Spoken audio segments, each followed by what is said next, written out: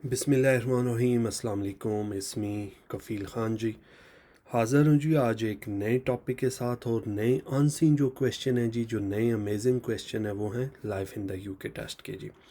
तो यहाँ पे एक चीज़ वाज़ह करता जाऊँ जी कि ये जो मैं क्वेश्चन अपलोड करने जा रहा हूँ ये इतने इम्पॉर्टेंट हैं कि आपका life in the UK test pass करने में बहुत ज़्यादा हेल्प करेंगे।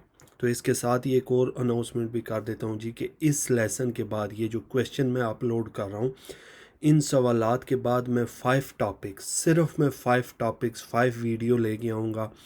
वो आपने वीडियो तैयार कर लेनी है, साथ ये क्वेश्चन तैयार कर लेने हैं, तो इंशाल्लाह ताला आपका life in the UK test बहुत आसानी से जो है वो पास हो जाएगा। ठीक है, सिर्फ 5 वीडियोस नहीं आएंगी, वो आपने देखनी है और साथ ये क्वेश्चन देखने हैं, तो आपका टेस्ट 100% जो है वो पास होगा। इसमें एक चीज़ जो सबसे इम्पोर्टेंट बताता जाऊँ, ये जो मैंने नोट्स बनाए हैं ये मोस्ट अमेजिंग नोट्स हैं। ये बड़े जो है वो चूज़ किए हुए क्वेश्चन हैं जो टेस्ट सेंटर के अंदर पूछे जाते हैं। ठीक है जी, तो देर किए बगैर बढ़ते हैं अपनी वीडियोस की तरफ। नए आने वाले जितने भी फॉलोअर्स हैं, जितने भी देखने वाले हैं, आप लोगों को खुश आमदीद। जल्दी से चैनल को सब्सक्राइब कर दिया करें। और इसके साथ साथ आपको पता है कि मेरे जो है वो इसी चैनल के ऊपर यूके ड्राइविंग थ्योरी का भी कंप्लीट कोर्स पड़ा हुआ है और अपडेटेड कोर्स की भी कुछ वीडियोस आ चुकी हैं। ठीक है, अगर आप अपना यूके ड्राइविंग थ्योरी पास करना चाहते हैं, life in the UK test pass करना चाहते हैं, A2 B1 किसी भी किस्म की आपको स्ट्रगलिंग हो रही है कोई भी टेस्ट पास करने में, तो आप विदाउट हेजिटेशन मुझसे कांटेक्ट भी कर सकते हैं। वीडियो के एंड पे जो है वो मेरा व्हाट्सएप नंबर भी आ रहा होता है, वहाँ पे भी आप मुझसे पेड क्लासेस अगर आप लेना चाहते हैं तो वो भी आप मुझसे रब्ता कर सकते हैं। लाइफ इन द यूके की या यूके ड्राइविंग थ्योरी की तो आप मुझसे 1-to-1 क्लास भी ले सकते हैं। तो बढ़ते हैं जी अपने नोट्स की तरफ, जो बहुत इंपॉर्टेंट और बहुत लाजमी नोट्स हैं जी। ये आ चुके हैं जी, हम ये देखें most important notes of life in the UK test जी। ठीक है, ये चीज़ें बेशक आप जो है वो स्क्रीनशॉट भी इनका ले लें, लिख लें, या आप वीडियो भी बार बार देखें ताकि वीडियो से भी आपको बहुत ज़्यादा फ़ायदा होगा। सबसे पहले फ्लावर्स एसोसिएशन। फ्लावर्स एसोसिएशन का मतलब है, आपको पता है कि यूनाइटेड किंगडम, सबसे पहले चीज़ों को समझा करें, सवाल समझा करें। यूनाइटेड किंगडम के अंदर जो है वो 4 स्टेट है, इसलिए इसको यूनाइटेड किंगडम कहा जाता है। इंग्लैंड, उसके बाद वेल्स, स्कॉटलैंड, नॉर्दर्न आयरलैंड, ये चारों मिल के यूके बनती हैं। ठीक है, यूनाइटेड किंगडम। इंग्लैंड जो है वो एक अपनी अलग से रियासत है, ये याद रखना है। ठीक है, शुरू करते हैं जी। कौन सा फ्लावर किस जो है वो स्टेट का है, किस रियासत का। फॉर एग्जांपल जी, फ्लावर एसोसिएशन वेल्स का आपने याद रखना है कि वेल्स का जो फ्लावर है वो डैफोडिल है। इंग्लैंड का जो कौमी फूल है, जिसे हम कहते हैं जी कौमी फूल है, ठीक है, वेल्स का कौमी फूल डैफोडिल, इंग्लैंड का रोज़ है, स्कॉटलैंड का थिसल है एंड नॉर्दर्न आयरलैंड का शैमरॉक है। ये आपको समझ आ गई कि 4 फ्लावर हैं, हर स्टेट के, हर रियासत के अपने फ्लावर हैं जी। नेक्स्ट जी, अब इसी तरह कैपिटल आ गए हैं जी, दारुल खिलाफा। जैसे वेल्स का दारुल खिलाफा क्या है जी, कार्डिफ है। स्कॉटलैंड का दारुल खिलाफा कौन सा है जी, एडिनबरा है। इंग्लैंड का जी कौन सा है, लंदन है। और नॉर्दर्न आयरलैंड का जो है वो कैपिटल बेलफास्ट है। ठीक है, ये बेसिक चीज़ें हैं जो आपको बिल्कुल याद होनी चाहिए। नेक्स्ट जी, इसी तरह जी पैट्रन सेंट क्या है जी। पैट्रन सेंट जैसे एक शख्सियत होती हैं, मशहूर शख्सियत हैं, जैसे पाकिस्तान के या इंडिया के आप देख लें। जैसे पाकिस्तान के थे जी कायद आज़म मोहम्मद अली जिन्ना, ठीक है, अल्लामा मोहम्मद इकबाल, इस तरह की शख्सियत थी पैट्रन सेंट। अब वो पूछ रहा है स्कॉटलैंड का जी कौन था। स्कॉटलैंड की जो पैट्रन सेंट था वो कौन था जी, सेंट एंड्रयू। इसी तरह इंग्लैंड का कौन सा था जी, सेंट जॉर्ज। वेल्स का कौन सा है जी, सेंट डेविड। नॉर्दर्न आयरलैंड का कौन सा है जी, सेंट पैट्रिक। ठीक है, ये चारों आपने याद करने हैं। अब पैट्रन सेंट के जो डेज मनाए जाते हैं वो कब मनाए जाते हैं जी। ठीक है, जैसे हमारे कायद आज़म मोहम्मद अली जिन्ना है, ठीक है, अल्लामा इकबाल के जो नेशनल डेज़ हैं वो कब मनाए जाते हैं। अब वो पूछ रहा है सेंट एंड्रयू। पहले तो आपको बताओ ना सेंट एंड्रयू किसका था जी। सेंट एंड्रयू जो है वो स्कॉटलैंड का है। तो सेंट एंड्रयू का नेशनल डे कब होता है जी, 30 नवंबर को मनाया जाता है। इसी तरह सेंट जॉर्ज जो इंग्लैंड का है, ठीक है, उसका कब मनाया जाता है जी, 23 अप्रैल को नेशनल डे मनाया जाता है। इसी तरह सेंट डेविड का 1 मार्च। सेंट पैट्रिक का 17 ऑफ मार्च। ये डेटें, ये टाइम, ये सब कुछ आपने याद रखना है, ठीक है जी।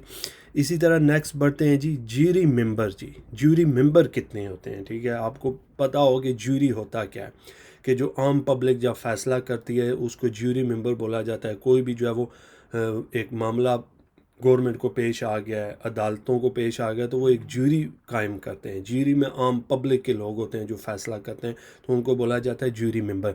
तो ज्यूरी मेंबर स्कॉटलैंड के कितने हैं जी? सिर्फ आपने याद रखना है, स्कॉटलैंड के 15 हैं ज्यूरी मेंबर। बाकी इंग्लैंड, वेल्स, नॉर्दर्न आइल के जो है वो 12-12 मेंबर हैं ज्यूरी के, ठीक है जी।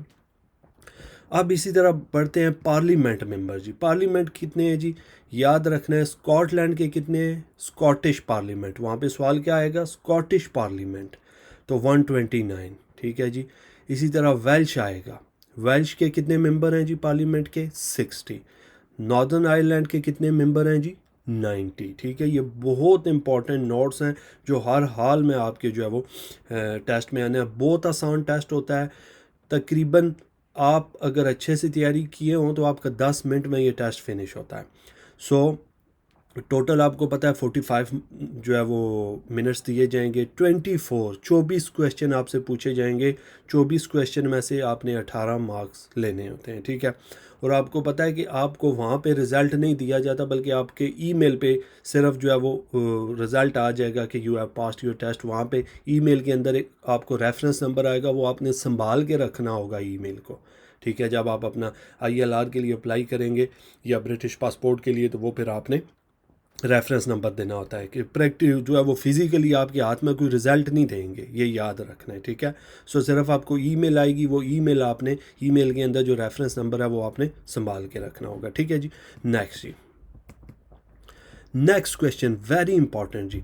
सो वर्ल्ड वार के बारे में पूछा जा रहा है जी। वो कह रहे हैं कि फर्स्ट वर्ल्ड वार कब स्टार्ट हुई थी। तो ये डेटें लाजमी याद रखनी है, सिर्फ ईयर याद नहीं रखने, डेट भी याद रखनी है कि फ़र्स्ट वर्ल्ड वार जो है वो 28 जुलाई 1914 को, 28 जुलाई 1914 को शुरू हुई थी। एंड फर्स्ट वर्ल्ड वार जो है वो एंड कब हुई थी? 11 ऑफ नवंबर 1918, 1918 को जो है वो एंड हुई थी।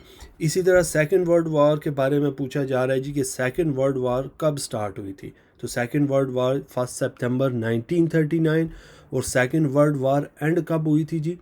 2 सितंबर 1945 जी, ठीक है। 1945 में सेकेंड वर्ल्ड वार ख़त्म हुई थी। अब वार्स आ गई हैं जी कि ये जो जंगें हुई थी ये किन किन के दरमियान हुई थी, ये भी आपने याद रखनी है। Wars between countries. So Crimean war जो हुई थी जी, ये हुई थी रशिया एंड ब्रिटेन जी, रूस और ब्रिटेन के दरमियान हुई थी। बैटल ऑफ वाटरलू जी, वाटरलू की जो बैटल लड़ाई हुई थी, जंग हुई थी, वो किसके दरमियान हुई थी? फ्रांस एंड ब्रिटेन जी। फिर बैटल ऑफ ब्रिटेन किसके दरमियान हुई थी जी? जो लड़ाई हुई थी बैटल ऑफ ब्रिटेन, वो जर्मनी एंड ब्रिटेन के दरमियान, मतलब जर्मनी और UK के दरमियान फाइट हुई थी जी।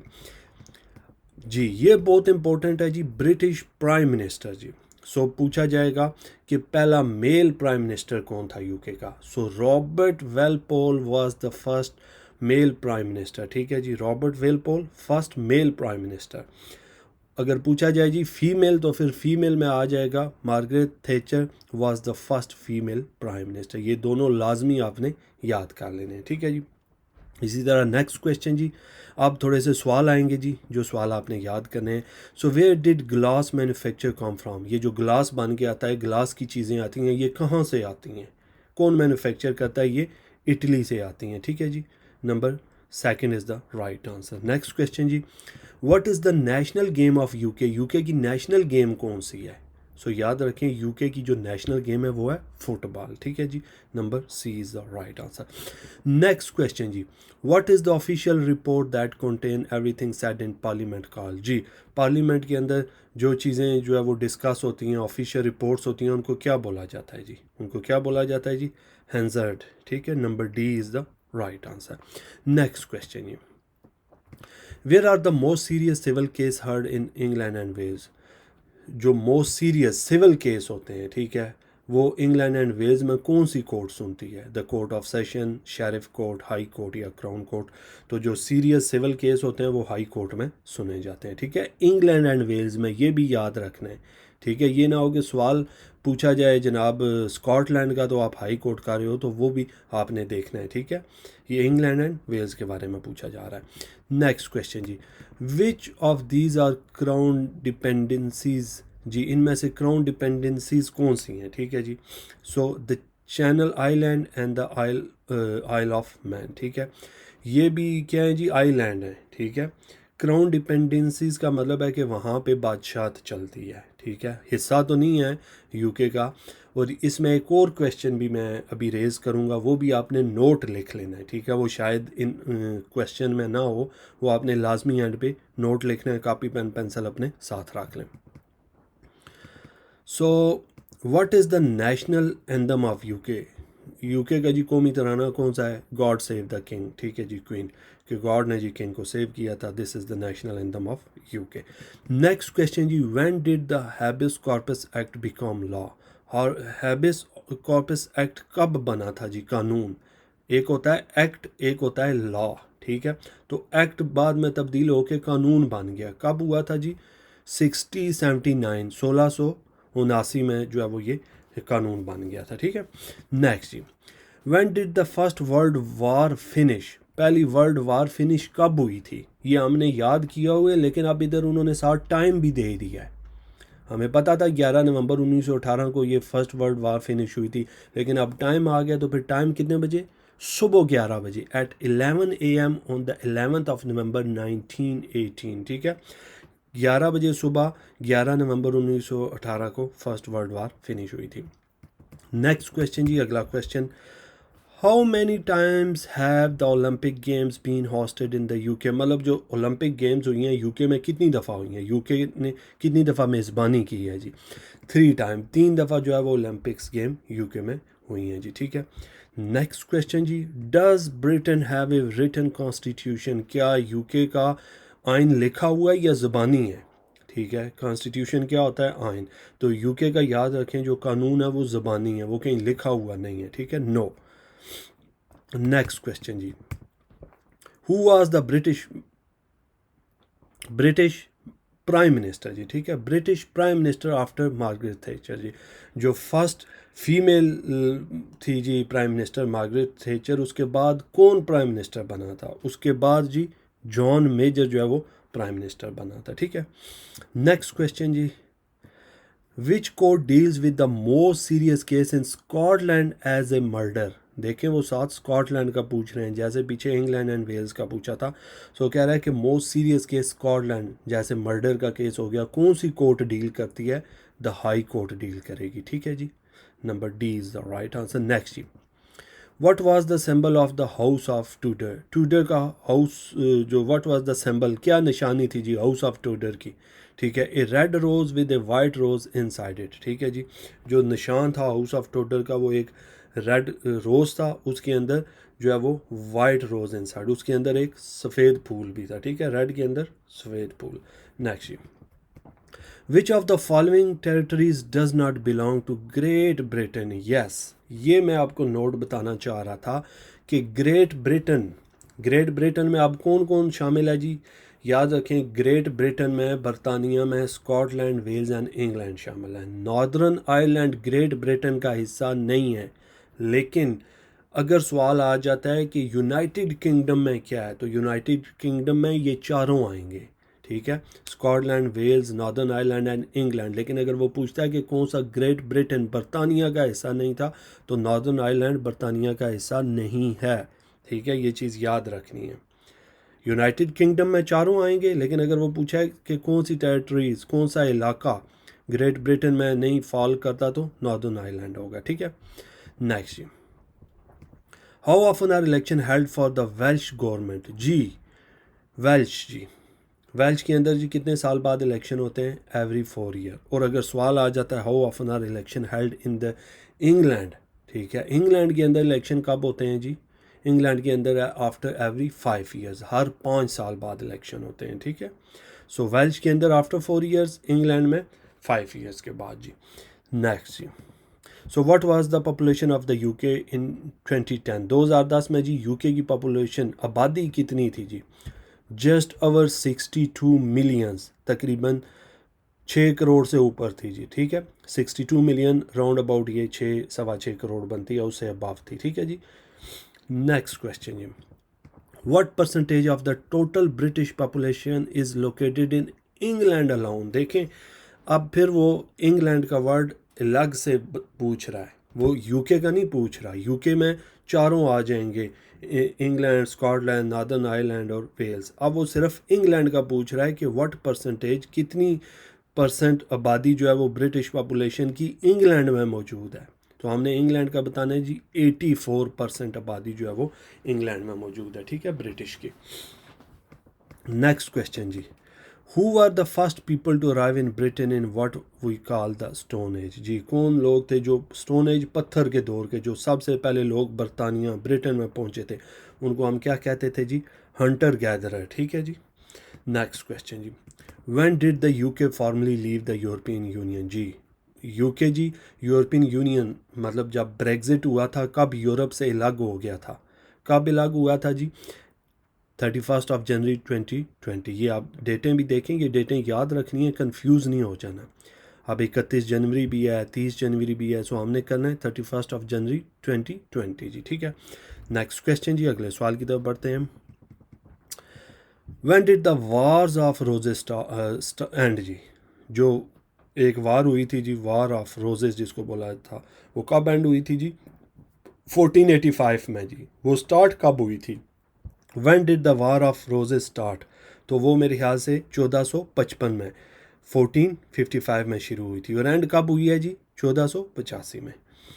नेक्स्ट जी, so when did Germany invade Poland which led to first of world war two. जी, जर्मनी ने किस पे कब्ज़ा किया था जी, ठीक है, पोलैंड पे कब्ज़ा कब किया था, 1939 में। सवाल अगर आ जाता है when did Germany invaded, who did, सवाल आ जाएगा who did Germany invaded, Germany ने किस पे कब्ज़ा किया था 1939 में, सवाल ये आ जाएगा। सो बिल्कुल ये नहीं कि जो पढ़ रहे होते हैं वही आ जाएगा, थोड़ा सा अपना माइंड भी यूज़ किया करें कि सवाल थोड़े से टेस्ट सेंटर में चेंज भी आते हैं, और चेंज ये नहीं कि कुछ बाहर से पूछ लेंगे, सवाल यही होगा, वो क्या कहेगा, who did Germany invaded, Germany ने किस पे कब्ज़ा किया था 1939 में, तो जवाब क्या होगा, पोलैंड। लेकिन सवाल क्या है जी, when did Germany invade Poland, के जर्मनी पोलैंड पे कब कब्ज़ा किया था जी, 1939 में, ठीक है। सो इसका वो सवाल ज़रा ट्विस्ट करके टेस्ट सेंटर में पूछते हैं। सो जब भी टेस्ट सेंटर में बैठना है तो अपना माइंड, अपना दिमाग थोड़ा अलर्ट करके बैठना है।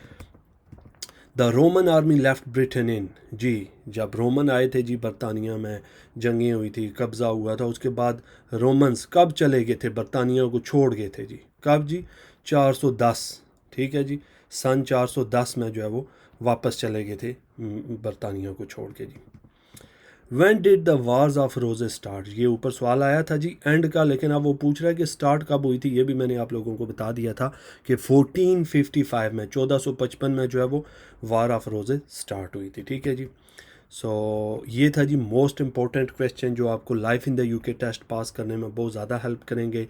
ये मेरा नंबर भी आ गया, अगर आप पेड क्लासेस ज्वाइन करना चाहते हैं, life in the UK driving theory A to B1 test without any hesitation, आप मुझसे इस नंबर पे व्हाट्सएप पे रब्ता किया करें, ठीक है। अपना नाम लिख के व्हाट्सएप पे मैसेज कर दें, साथ लिख दिया करें कि आपने life in the UK test pass करना है, यूके ड्राइविंग थ्योरी या कोई सा भी इंग्लिश को आप स्ट्रगल कर रहे हैं, टेस्ट पास करना चाहते हैं, तो मैं हाज़िर हूँ जी। Thank you so much guys. ये वीडियो कोशिश किया करें कि जब देख लें तो इसको लाजमी अपने फ्रेंड्स फैमिली में शेयर किया करें जिन्होंने इन फ्यूचर अपना life in the UK test pass करना है या यूके ड्राइविंग थ्योरी की हेल्प चाहिए, तो इस चैनल पे आपको बहुत कुछ जो है वो देखने को मिलेगा। अपना ढेर सारा ख्याल रखें, मुझे दें इजाज़त, टेक केयर एंड अल्लाह हाफिज़। और इंशाल्लाह ताला आपको बता दिया है कि इसके बाद सिर्फ 5 वीडियो आएंगी life in the UK test की, वो 5 वीडियो तैयार कर लें, साथ ये क्वेश्चन तैयार कर लें, आपका टेस्ट 100% इंशाल्लाह ताला पास हो जाएगा, ठीक है जी। You guys take care and अल्लाह हाफिज़।